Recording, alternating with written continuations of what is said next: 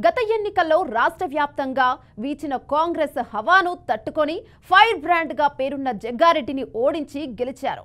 అయితే రాష్ట్రంలో తమ పార్టీ అధికారంలో లేకపోవడంతో నియోజకవర్గ ప్రజలకు కానీ పార్టీ కార్యకర్తలకు కానీ ఆయన ఏమీ చేయలేకపోతున్నారా? ఎమ్మెల్యేగా జిల్లా అధ్యక్షుడిగా ప్రభుత్వంపై విమర్శలు చేయడానికే అంకితమయ్యారా? మరి ప్రజల చింత తీర్చేదెవరు?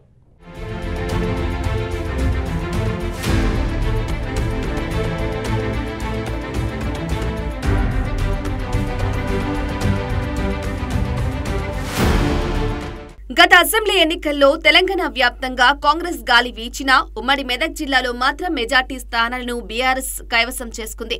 10 అసెంబ్లీ స్థానాలకు ఏకంగా 7 స్థానాలను గెలుచుకుంది. ఈ నేపథ్యంలో సంగారెడ్డి నియోజకవర్గంలో కాంగ్రెస్ వర్కింగ్ ప్రెసిడెంట్ తూర్పు జయప్రకాష్ రెడ్డి అలియాస్ జగ్గారెడ్డిపై బీఆర్ఎస్ అభ్యర్థి చింతా ప్రభాకర్ విజయం సాధించారు. చింతా ప్రభాకర్ తెలుగుదేశం పార్టీ ద్వారా రాజకీయాల్లోకి వచ్చారు. ఆయన సదాశివపేట మున్సిపాలిటీ చైర్మన్ గా పనిచేశారు. ఈ క్రమంలో చింతా ప్రభాకర్ 2009లో జరిగిన అసెంబ్లీ ఎన్నికల్లో సంగారెడ్డి నుండి స్వతంత్ర అభ్యర్థిగా పోటీ చేసి తన సమీప ప్రత్యర్థి కాంగ్రెస్ పార్టీ అభ్యర్థి తూర్పు జయప్రకాష్ రెడ్డి చేతిలో 6000 పైచిలకు ఓట్ల తేడాతో ఓటమి పాలయ్యారు. అనంతరం ఆయన 2011లో టీఆర్ఎస్లో చేరి సంగారెడ్డి టీఆర్ఎస్ నియోజకవర్గ ఇన్ఛార్జిగా నియమితుడయ్యాడు.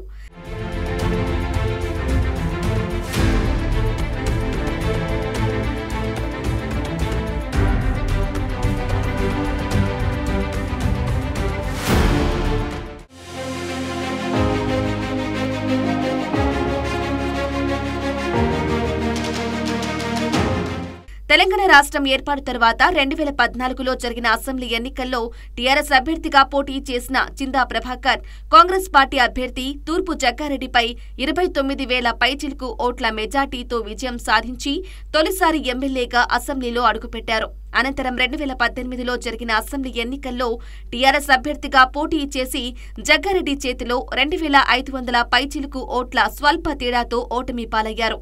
అయితే ఆ సమయంలో రాష్ట్రంలో బీఆర్ఎస్ అధికారంలో ఉండటంతో 2022 సెప్టెంబర్లో తెలంగాణ రాష్ట్ర చేనేత అభివృద్ధి సంస్థ చైర్మన్ గా నియమితుడయ్యాడు. ఇక 2023లో జరిగిన అసెంబ్లీ ఎన్నికల్లో సంగారెడ్డి నుండి ఎమ్మెల్యేగా జగ్గారెడ్డిపైనే విజయం సాధించి రెండోసారి అసెంబ్లీలో అడుగుపెట్టారు. ప్రస్తుతం ఎమ్మెల్యేగా ఉంటూనే సంగారెడ్డి జిల్లా బీఆర్ఎస్ పార్టీ అధ్యక్షుడిగా పనిచేస్తున్నారు.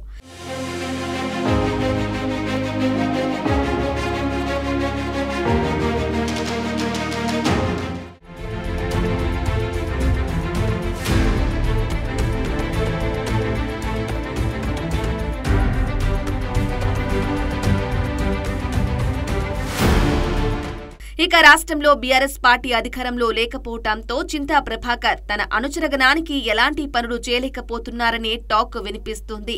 ప్రజా సమస్యలపైన స్పందిస్తూ కాంగ్రెస్ పై విమర్శలు గుప్పిస్తున్నారు. ప్రెస్ మీట్లు పెట్టి జగ్గారెడ్డిపై కాంగ్రెస్ పై పలు అంశాలను పేర్కొంటూ విమర్శలు చేస్తున్నారు.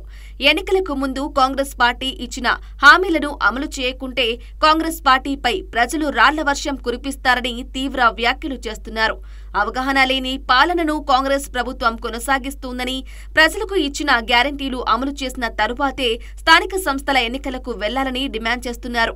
అధికారంలోకి వస్తే కళ్యాణ లక్ష్మి పథకంలో భాగంగా 1,00,000తో పాటు తులం బంగారం ఇస్తామని చెప్పిన కాంగ్రెస్ ప్రభుత్వం తులం బంగారం సంగతి ఏమైందని నిలదీస్తున్నారు. మహిళలకు ప్రతి నెల 2,500 రూపాయలు ఇస్తామని హామీ ఏమైందని ప్రశ్నిస్తున్నారు. హామీలు అమలు చేసే వరకు ప్రజల తరపున పోరాటం చేస్తామని కాంగ్రెస్ ప్రభుత్వాన్ని హెచ్చరిస్తున్నారు.